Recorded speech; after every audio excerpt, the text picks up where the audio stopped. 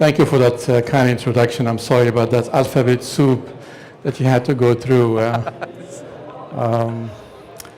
Since you have mentioned these famous acronym IPv6, yes, which stands for Internet Protocol version 6, my first question is, who has heard about IPv6 in this room?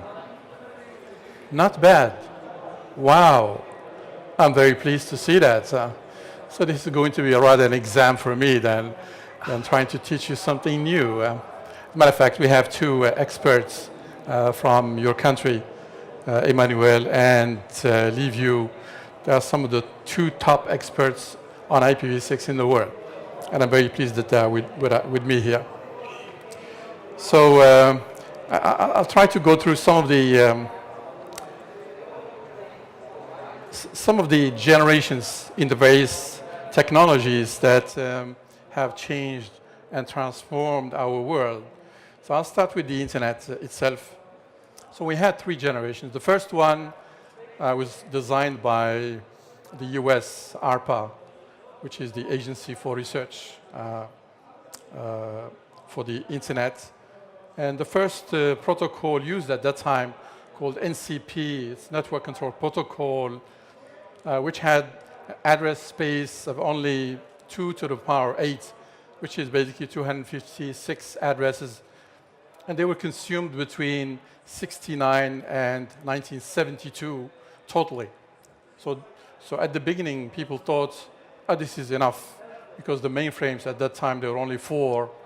And within 2 or 3 years, another 500 mainframes have been installed. And the majority of US academia and some in Europe have deployed ARPANET. So primarily in Europe, in the UK, and in Norway. So as soon as that address space has been depleted, a new call has been made. And then Windsurf and Bobcan, you see their pictures over there, got a research award from ARPA itself and developed within a couple of weeks the protocol that we are running today, called IP at that time. In the meantime, it's version 4. So we didn't have the other versions, 0, 1, 2, 3, didn't exist. We started with V4, with 4 directly. And by mid-90s, a new protocol has been added called Network Address Translation. Anyone understand what NAT is, Network Address Translation? I see some nodding heads. So it's the worst protocol ever invented. It has basically killed the internet concept and made it more of a kind of old telecom protocol, which is basically, it's like in the 60s, people didn't have their own phone numbers. So when you wanted to call, you had to go to the postal office, and then the lady will tell you, go to box 1 or box 2, and then they will be connecting you to the person you want to talk to. So it works the same way. So that's why today you have fixed phone numbers, mobile phone numbers, but you don't have an IP address. And normally you should have an IP address as well. As a matter of fact, plenty. And this is what we are going to fix. Because currently you're just basically tourists on the internet. You are not really residents on the internet. As soon as you have your own stable or fixed IP address, you can do more with it. Because it's a real function to create your own services. An example is, instead of having Facebook, I can have my Facebook on my mobile phone, and I can enable multiple different my Facebooks with my friends, with my family, with my company, and with the others. You can still use the big Facebook because some people would like to be famous, because that's the trend. Okay? So with V6, you will be able to get your own IPv6 address. It depends on the country. From country to country, it's totally different. And this will basically give us address space for an unlimited time, at least for the next 100 years, unless we have a genius from Romania that creates a new protocol, and I wish it would be the case as well. Huh? So there is always room for improvement. The next generation that I want to talk to you about is the web. So the web was defined in Geneva at the CERN Research Institute designed by Tim Berners-Lee. As a matter of fact, surprised that his thing was something very useful, based on the box that Steve Jobs invented on what used to be called the Next box, because the script in there was very good for HTML. And basically that was Web 1.0 based on IPv4, and HTTP became the killer application of the internet. Okay? So, and then Tim O'Reilly, an Irish guy based in the Silicon Valley, he saw the new wave of Facebook, YouTube, and so on. So HTTP is more of fixed websites, while the new ones are more interactive and so on. Although most of the protocols are not interoperable, so you cannot get, things from YouTube to run on other type of YouTube, type of similar videos and so on. So that was fairly chaotic, and Tim basically used that and called it Web 2.0 and made a lot of money out of it by organizing conferences. Obviously, this has upset Tim because he was running away with something that he has invented. So he started working on Web 3.0 that not too many know, but it's basically the semantic internet. So semantic internet means that anything we do within, anything which is proprietary with time has to move to interoperable HTML, okay, which will give even the birth to the next big thing, which is Web of Things. Okay, so currently the Internet of Things is designed still at a physical layer primarily, and then a little bit of IP, but we don't have yet protocols on the web to do that in a very easy way. So Dave Raggett, who has worked with Tim Berners-Lee since the beginning, has been tasked to take care of the Web of Things technologies, especially standardization, for the last 2 years. Okay? Then we have wireless generations. So the first one is 0G. That's basically the fixed. So it's analog. And 1G is the mobile phones, but still analog. Both of them are non-IP because they want to do just voice. And it's interesting when you invent such a large networks, you can use them for something else, which is what we call the surprise effect. So for instance, for the fixed phone systems, the beauty of it was that we can use them for modems, to connect to the internet and use fax, a creation of the Japanese, because their writing is not that easy to transfer, so fax was invented for that purpose. And then came 2G GSM, which is basically, it's behind the ISDN when the ISDN was introduced. So it's the ISDN technology that has been used for GSM, and GSM is basically ISDN in the air. So it's quite interesting that ISDN was used or invented for the fixed, and it's that technology which has invented basically the GSM technology. And most of the telecom operators didn't like it. That's why you have totally separate mobile operators doing that. And some of them, like in Germany, they're even buying these mobile operators back, like German Online or T-Online was a separate company, because they were thrown out of the companies when they started working on mobile things. So. Then came 3G, where we saw the chance to add IP, because it's basically 3G can allow internet access. So on top of voice, we have data. At the beginning, it was rather WAP.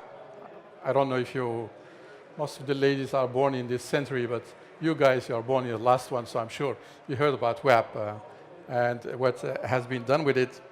But the surprise, it's rather web that has been used for it. Even 3G, and I happen to be a board member of 3GPP since the beginning. And at the beginning, they wanted to invent a new IP protocol for 3G. And by explaining to them that IPv6 can do that same work, then they have accepted to use IPv6 at the beginning for IMS. And later on, most of the operators said, well, IPv6 is too complex. We can just do it with NAT. That's why 3G and 4G are basically based on network address translation. It's a hack.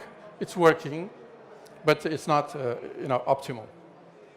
And then we have now 5G coming up. As a matter of fact, 4G is deployed primarily with IPv6 in the US, like Telecom, T-Mobile in the US is doing that.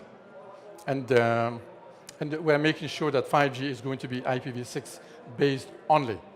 So that will be the time to divorce and take out IPv4.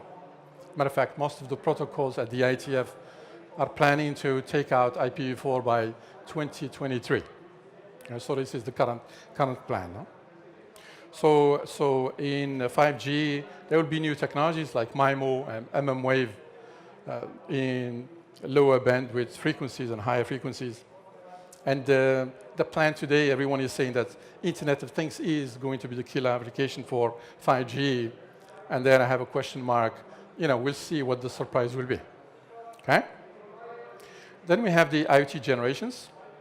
So the first generation of IoT is based on one of the biggest fake news invented by Kevin Ashton, who's one of the co-designers of RFID at MIT back in '99. And in a press conference, he said that RFID is basically Internet of Things. But RFIDs are not connected to the Internet at all until today, because they are just small pieces of chips that do not have any power. They don't have any ASIC in them. So you have to wait until you go through an RFID reader in order to get the information from them. But he created the buzz. That's why everyone is talking about Internet of Things, although it's based on a wrong technology. And still, in the first phase, we have things like KNX and BACnet and so on. So most of the stuff that you have here is running on technologies that we don't know, but they belong to different vertical markets that are taking care of them, but they are not connected to the Internet or using at least an IP protocol in order to manage them.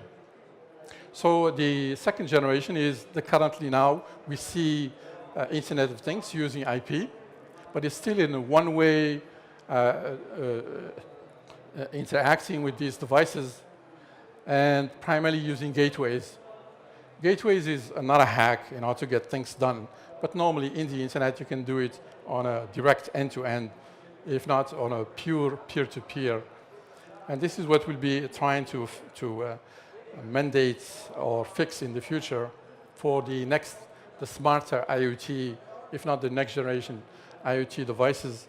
And the difference will be it's a two-way IoT devices. If not, it will be things to things, so that the things can talk to each other, and the human being shouldn't even be there because he is a man in the middle. Okay, so he creates rather errors in interfering with these things. So things should work for us, and we shouldn't even get involved in this. So this will take a bit of education exercise in order to get that far. Then we have the data generations. So obviously data existed a long time ago. And it's interesting, I found this disk, which is the Phaetos disk in Heraklion, or in Crete. So it was discovered in 1905 and dates about 5,000 years ago. And that disk, written from outside to inside on both sides, was praising the goddess of Crete. So it's amazing that ladies, they were goddesses in the past. And in between, that kind of level of recognition is no more there. So ladies, you should work on your disks to get back at the same level as some people that claim that man is superior, which is not nonsense. So big data is the current type of technology we have, but it's primarily archived data. Okay? So you have to go back and then analyze it through different methods, like using Hadoop and so on and so forth. Hadoop currently is not supporting IPv4, except Facebook has added IPv6 for its various data centers. So we are trying to promote the open stack for this. One of the issues with non-standardized data archiving and data exploitation and so on is that if you don't know how these things are done, you basically are not in control of your data. And I'll see that into the cloud computing area. So with V6, at the beginning, we'll have a mix of gateways, but the most important thing will be big IoT data. So you saw some of the numbers from the various speakers that will have something like 10, if not 50 billion IoT devices floating around the world. So it will have two consequences. One is, what do we do with that data? So is it going to be instant data in order to alert us right away and to make decisions, or only archived data to be used later on? The majority of IoT data is going to be immediate. So for healthcare, for responder, safety, security, and so on and so forth, you want to know that right away and make a decision right away. Okay, so that's going to be fundamental. The next one is, by having such a large scale of IoT devices deployed in the billions, the attack surface to hackers will be gigantic. So it will be most probably one of the wildest places for hackers to go after us for the next decades to come. And we are deploying IoT in a very naive way because that's how the internet also started, in a very naive and very trusted environment. Then later on you find out that these IoT devices are the worst nightmare ever invented, because security is always added afterwards, not at the beginning. So this is going to be a challenge. And then we have the cloud computing generation. So the first one, I guess you are using Yahoo and Gmail and so on. That's basically cloud computing for free. So it has always existed, to get you in and then add, give you a premium service afterwards, to get it on board. So in the meantime, cloud computing has been pushed by Amazon. So it became the worldwide de facto standard. Sounds like Seattle is a very good place to invent de facto standards like Microsoft and Amazon. And we have an issue with this. Because when you have a proprietary standard, in this case, the AWS from Amazon, it's basically, cloud computing is the internet for a fee. Right? It's the same thing. And they collect that data, and that data is under their control, using their own proprietary software. And when it is proprietary packets or software, in this case, any researcher of security around the world cannot have access to it in order to see what kind of backdoors are open there and for whom. So basically, the cloud computing now is a big threat to what I call data sovereignty. So we have lost data sovereignty with cloud computing, which was supposed to be a better thing to do on the internet, and we are losing it on this. So one of the fights we are having now is to convince at least Amazon or the rest of the world not to adopt blindly and naively the AWS proprietary stack, but to move to the open stack. So some of the vendors have accepted to move in this one, but lately Amazon has accepted to move to IPv6. So I doubt they will open cloud computing to everyone.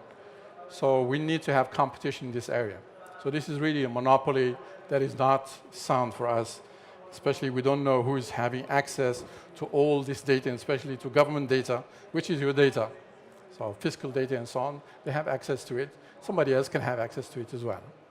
Mind you, the US government placed a very large order with Amazon for $600 million to do what? Guess what? So basically, we have moved from the real internet to internet, and we don't have networks of networks, but networks of networks. And the obvious hit on Internet of Things, it's Internet of Things. It's not really Internet of Things. So we are already selling ourselves with another fake news because it's called Internet of Things, although it's not. Yeah, so this is something that we have to correct quickly. Now, we have for that purpose something like 90 chapters around the world in order to promote knowledge and build the capacity in the various areas, except in Romania. But we have experts here doing the work anyway. So these two gentlemen have started IPv6 in Romania fairly early. So you were at the beginning among the top 10, even top 5 And in the meantime, a lot of other countries have joined as well. So I'm sure you have access to IPv6 in this country, which is good news. So you have to find out with whom you are working and then see whether you have IPv6. And if you are software developers and so on, you can start working on peer-to-peer applications. Yeah, so what I mentioned earlier on, that's really fundamental. So you might become, create something brand new that not too many people know about in the other places. So this address space discussion, maybe you were not aware of, was fairly exhausting.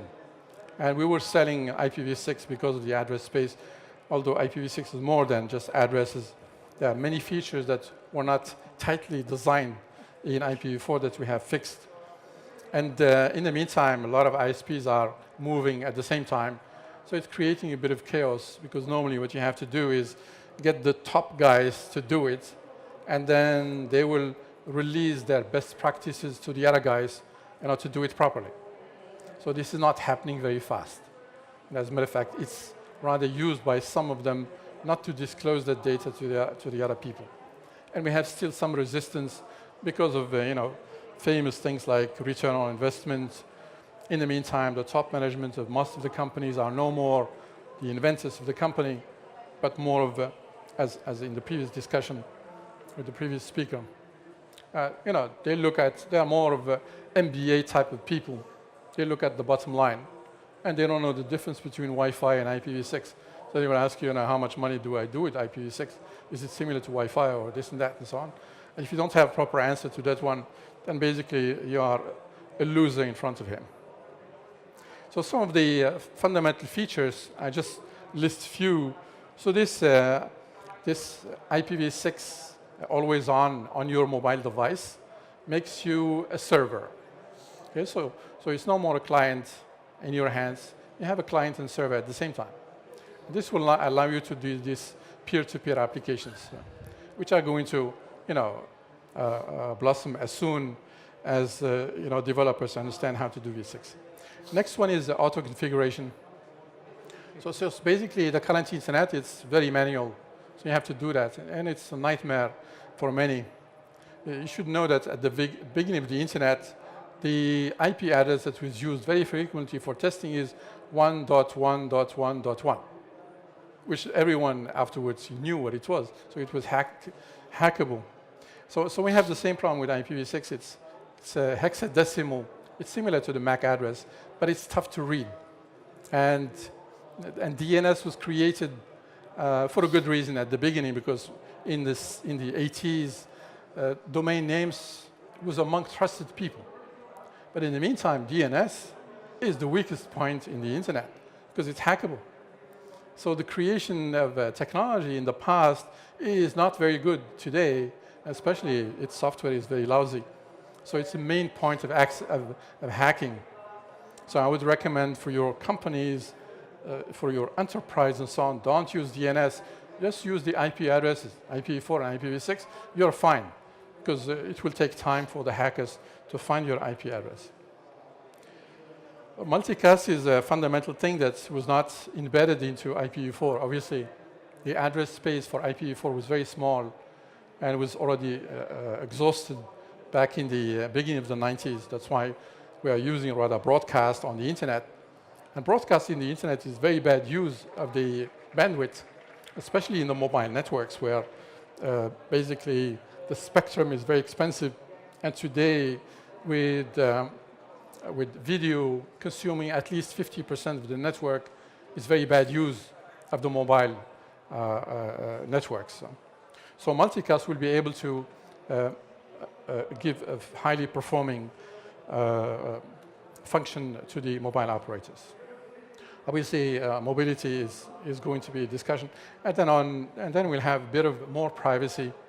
So what the operating system does, when it sees the prefix from your operator, in this case, mobile or fixed, it takes the prefix and it adds to it the MAC address in order to create your own IPv6 address. But at the same time, it takes the MAC address and scrambles it, and that will be the prime IPv6 address that you use when you surf on the internet. So when you surf on the internet, the websites, they see a scrambled MAC address, which is the only thing that they can find, to see what is your laptop or iPad or iPhone. And it's with this one that they trace you. So when you use that scrambled MAC address, in this case, you will not leave any footprints of your visit on the website. So that will give you, very important privacy in the future. So this end-to-end model is fundamental, and this is where the innovation will really come from. So as the previous speaker talked about it, from a business model, from the technology, this is the way to go. Okay, so many things are going to be fundamental in this area. So in terms of deployment, I see that my charts have been changed into their model, so it's a bit of a skewed a bit.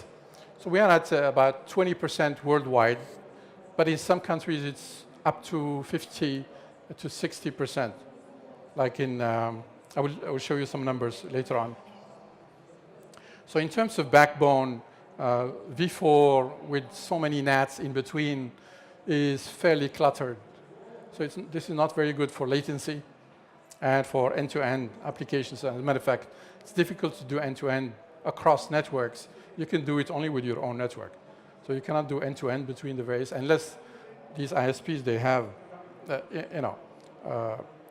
cooperation agreements and peering agreements in order to do that. And with V6, we see that the backbone is already done, and we need a lot less boxes than with IPv4. So here we can see that you see Romania with 1.1 million, which is basically higher than many European countries. So apart from the big ones.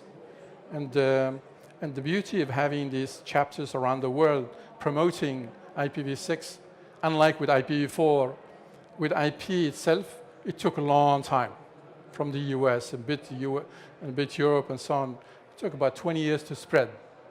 With V6, we didn't want to have that to happen at the same time. So we wanted all the countries that have the chance and the knowledge to do that. So it's spreading evenly across the world. And this is the beauty of the work that has basically put us in a certain passion. So the biggest surprise is India, 100 million users from one single ISP, although the ISP has 200 million. And the other surprise is China. China is not doing it because they want to have funding from their own government, and the government is not willing to give them money for that. So this is really a funded economy. That's why companies like Huawei are eating Cisco like hotcakes. They are already at $70 billion up, compared to Cisco, which is stagnating at 50. So Cisco has to watch its business, and I'm sure they are suffering under it massively around the world. Then, in terms of the list of countries, I think Romania is in the area of 25th or something like that, which is very, very nice.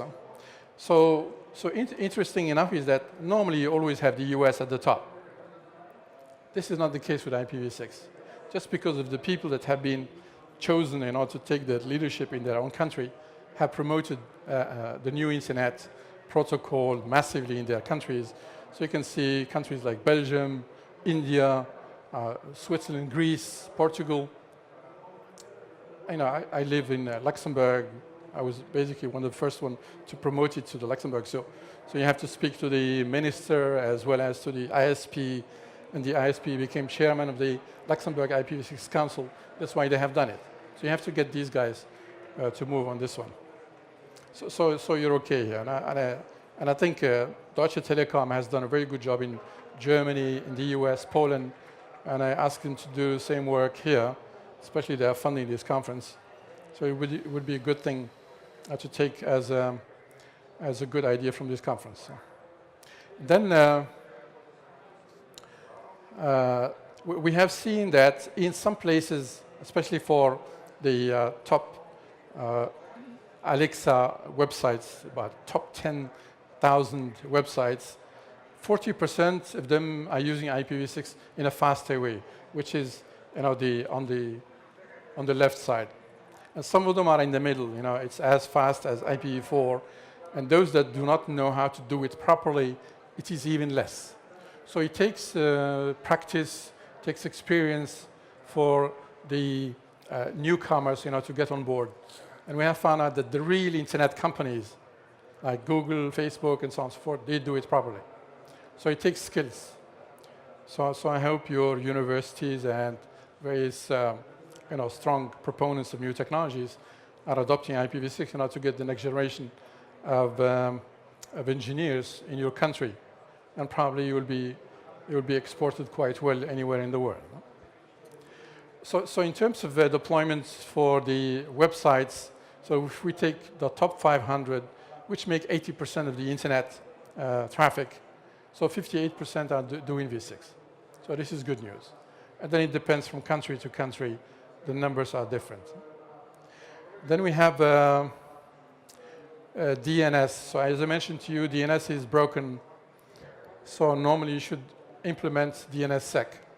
And you see that only 1.2% are deploying DNSSEC on their website. This is basically a shame on these companies not doing that, because they should know very well that DNS is hijackable. It's exposed to a lot of data breaches and so on and so forth, as we have seen that many times in the US and across Europe, especially from some neighbors like in Russia, experts in this, unbeatable. And I hope Russia joins Europe, and we have no problem anymore.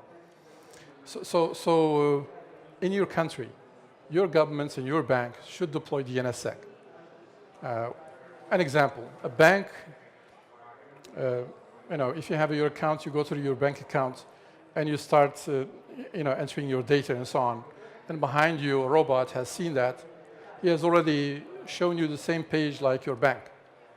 And he collects the data. As soon as you type in your password, he goes to your account, empties the account. The bank sees that, they'll refill the account because they're responsible. Billions of dollars disappear like this because they don't have DNSSEC. And they don't have the knowledge to do that, although it's very easy to do. The only country in Europe that's deploying DNSSEC heavily is the Czech Republic, because they have 2 experts there who are doing it and promoting it. So I hope you can look at DNSSEC for your own country as well. Huh?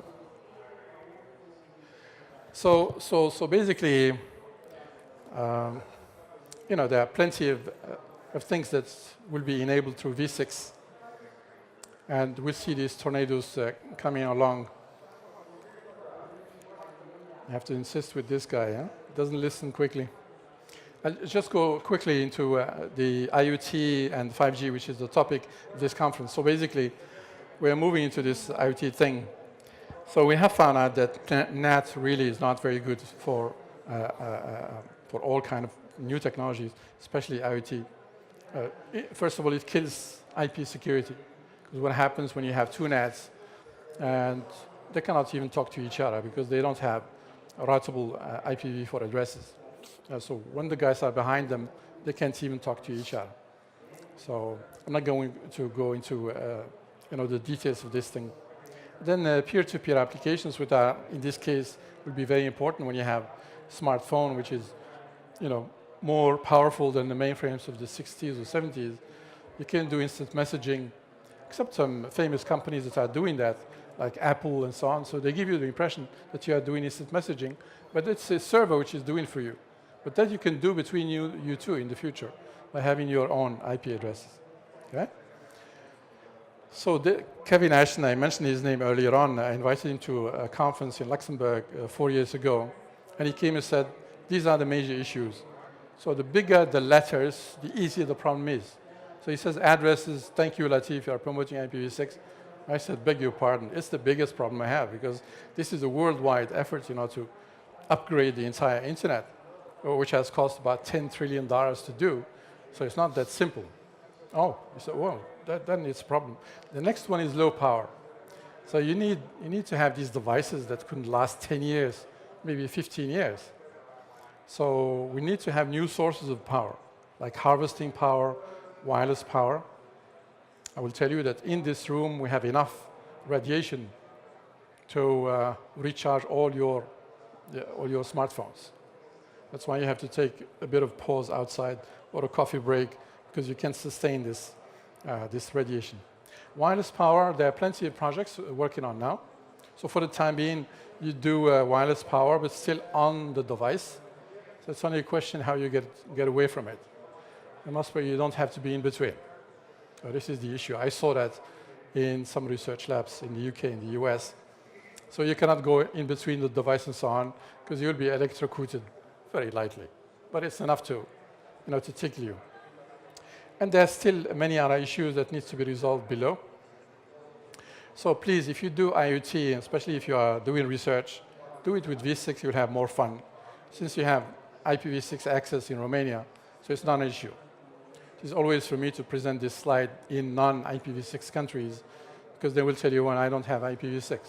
Then the discussion is over. And in the future, at the beginning, we'll deploy gateways. That's normal, because some vendors are going to sell you boxes, because that's the way they make money. But you don't need gateways. Okay, so that will be the next innovation. So you will find that there are plenty of IoT protocols, as a matter of fact, thousands, with different organizations, and they don't talk to each other. So what we have done in one of the projects is any device or any protocol that does not support IPv6, we can use IPv6 to give it an IPv6 address, even if he doesn't have it, at least to manage them, which will give the impression to the vendors in the future, yeah, the next generation smart things have to have IPv6. They will be real smart. So this is now in the process of dissemination. So this is the kind of different standard organizations that are working on IoT devices. So these are the verticals, and you have some horizontal. So tons of people that have to be convinced to do such a thing, and it's not a simple task. Because each organization is working on its own thing. Then we have basically the platform is make sure that you have V6 below. You can do either cloud or also now we're talking about fog computing or edge computing, because you want to be nearer to the IoT devices because of latency and so on. And you want to make decisions right away. You don't have to go through the cloud and come back. You'll be losing time. And then basically doing your apps on top of this. SDN-NFV is more for data centers and for operators, to do that later on. And use the OpenStack for cloud computing. So in terms of 5G, so basically the deployment now of LTE called 4G. LTE should have been called 4G, but within 3GPP, it was very difficult to promote the name 4G because 3G was just deploying. So if you call it 4G, people are going to say, let's skip 3G and go 4G. So they showed it as just an extension of 3G called long-term evolution. But those that are not part of 3GPP basically called it 4G, and that's why they had a better chance in the market to attract more customers. And this is happening in different countries. So it was a stupid thing to do, but you can only be smart 10 years later. So the 5G now research it's more of a political thing than technology, because the European Commission would like to promote something new for new jobs, new technologies, and so on and so forth. So there is competition coming out from Japan, Korea. Korea is launching already 5G. They're in the Olympics, Winter Olympics, sometime in February 2018. So they have their Samsung and the likes are promoting that. And the Japanese will follow 2019, although the standards are not yet fixed. So we should expect a bit of delay within Europe until 3GPP has defined the standard, which will be finished by the end of 2018. Okay? But the prospect is getting there. The US with Verizon is already deploying 5G, but rather fixed. So it's like the WiMAX we had in the past. So they can do even up to 13 gig on the same site. So it will be interesting to do here at least 1 gig instead of the 150 megabit that I can see on the different Wi-Fis in this place. So the markets are going to be still defined. So if they start competing with 4G, they will fail. So it has to be new niches very well thought out, and maybe IoT because of the spread, because of the quantity, but nobody knows. So you have also these two things like Sigfox and LoRa. So LoRa is addressing this low power stuff. It's rather an answer to Sigfox. Sigfox is an operator which is spreading now like a nightmare across Europe, and they charge €1 per year per sensor. So they say this is very cheap. But if you have 20,000 sensors, that's 20,000 fees that you have to pay. And if you have 1 million, it would be €1 million fees to pay. So they think they will be only for smart networks, but for the large one, it's not going to make it at all. No? So I will leave you with this message. I still have 4 minutes to go. Vint Cerf, he's the chairman or honorary chairman of the IPv6 forum. Please do IPv6 like these gentlemen have done. Thank you very much.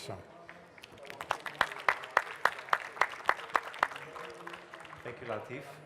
I mean, it's extraordinary. I actually now I have a picture of the maze that I kind of didn't even want to deal with it, as a user, not as a... That's correct. That's the way it should be. It should be transparent to the end user because of that's IPv4 time. But with IPv6, you have to be aware of it because then you become a resident of the internet and you'll be able to deploy new applications and so on. At least I know I can demand that. That would be fantastic, yes. Especially exceptional use. You have about 10 ISPs in this country, only one is doing it. So the other guys should do it as well. In this case, your demand will be good, no? So who can I request it from? Can I go to my ISP, internet provider and say, hi, I want an IPv6? That's correct. I can do that? You guys... Let's not do some advertising. Because să vă vedem, este foarte frumos să vedem că sunteți promotori pentru acest sistem. I don't have a translator, so I know it. I thank them for being promoters for this whole thing in Romania. Yeah. Okay. So, I think we have a bit of we have the main sponsor is not a company. Yeah. So let's not do advertising for the others. Otherwise, I will not be invited next year, unless this company sponsors this event. It's about it's fair game. Yes. Fair game without names. Without names. Any question from the audience?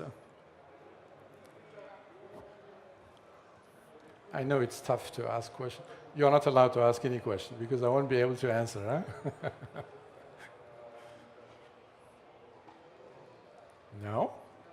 You're tired, I guess. This is the end of the day. Well. But I think it's the critical most conversation, because everything that was before you lies on top of everything you said. That's correct, so yes. It's like the foundation. Yeah. Well, I mean, all the other speakers are... It lies exactly on what... I mean, the other speakers are excellent in their talks and so on, but they take too many things for granted. We can do this, we can do that, and so on, without looking at how it functions. Because if you don't do that exercise, the visions are myopic. That is the problem with our world. A sales guy is a good guy. They sell you everything. But delivering, that will be guys like this. So if he doesn't know what they can deliver, he won't be able to sell. But in a conference like this one, it's an academic exercise. You can talk about everything, but you have to be sure that what you are promising, is going to be invoiceable and you will pay for it as well. No? So it's fundamental for country, especially like Romania, which is now really an emerging economy in Europe, and to become a full-fledged part of Europe, is that all of their students should learn about new technologies. I'm at the University of Luxembourg. Some of the top researchers we have are from Romania, because they can't get these jobs here. They're doing PhD and postdocs. I have in my eyes 5 of them. They are some of the best. So I tell them, why don't you go back to your place and do these things and so on. They say later. So you have to do these things here. Because if he's doing it in Luxembourg, it's Luxembourg which is benefited from their work. because they win research projects and so on. I think the 1 minute is still part of my speech, and now I have the right to a couple of questions, but you know. So yeah, it's if you don't have oil, you have people, and people is your oil. And if you don't refine it, so you can sell it with a high amount, then you have no future. So there are some countries like France, they have what they call, they don't have pétrole in French, but they have du pont. This is the word. We don't have petrol, but we have du pont. So it's the French guy who has made basically the economy running. That's why they have the highest number of nuclear power stations. It's 80% of the power comes from nuclear power stations. But they put them around the country. So it's next to Luxembourg. It's annoying. It's annoying everyone. I mean, but they were doing that in the 60s, so they said, oh, it's far away at the boundaries. And today it's next to you, you know. Chernobyl is not far away. Huh? You shouldn't tape this one, my friend. Any easy question? Okay. I want to thank you again. Thank you very much. Great presentation.